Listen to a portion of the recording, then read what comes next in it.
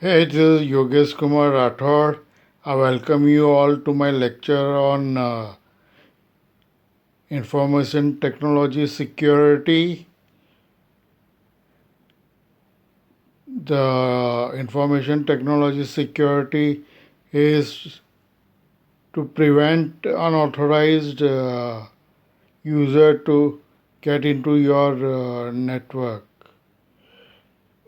There are various types of network security.